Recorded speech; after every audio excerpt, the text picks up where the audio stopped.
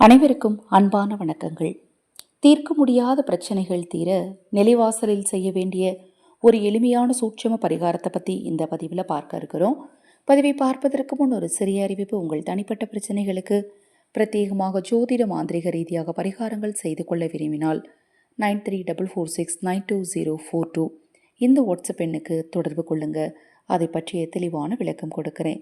வீட்டில் தீர்க்க முடியாத கஷ்டம் இருக்கிறது, வீட்டில் இருப்பவர்களுக்கு மனசு சரியில்லை, ஏதாவது ஒரு பிரச்சனை வந்துக்கிட்டே இருக்குது, இனம் புரியாத சோகம் வீட்டில் இருந்துக்கிட்டே இருக்குது அப்படிங்கிறவங்க தவறாமல் இந்த ஒரு பரிகாரத்தை செய்யுங்க.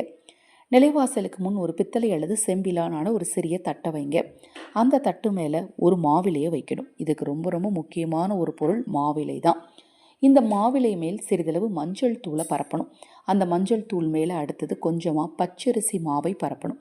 நிலைவாசலுக்கு வெளியில், அதாவது முதல் படி இருக்கும் இல்லையா, அந்த இடத்துல ஒரு சிறிய பித்தளை தட்டை வச்சு வெளியே வாசலுக்கு வெளியில் நீங்கள் நின்றுக்கோங்க. பித்தளை தட்டை வச்சு அது மேலே மாவிலை வச்சு முதல்ல மஞ்சள் தூள் லேசாக சும்மா கொஞ்சமாக பரப்பி விட்டுட்டு அது மேலே கொஞ்சமாக பச்சரிசி மாவை பரப்பி விட்டுட்டு ஒரே ஒரு கற்பூரத்தை அது மேலே வைங்க.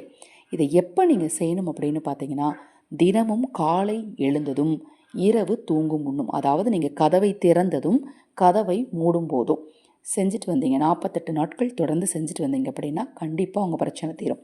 கற்பூரத்தை வச்சு கற்பூரத்தை பொருத்திட்டு உங்கள் குலதெய்வத்தோட பெயரை 3 முறை சொல்லி வசி வசி வசி வசி வசி வசின்னு சொல்லணும். இப்போ குலதெய்வம் கோதண்டராமர் அப்படின்னா கோதண்டராமர் வசி வசி, கோதண்டராமர் வசி வசி, கோதண்டராமர் வசி வசின்னு உங்கள் குலதெய்வத்தோட பேரை சொல்லி 3 முறை சொல்லி அந்த கற்பூரத்தை பொருத்தி அந்த கற்பூரத்தை தொட்டு கும்பிடுங்க.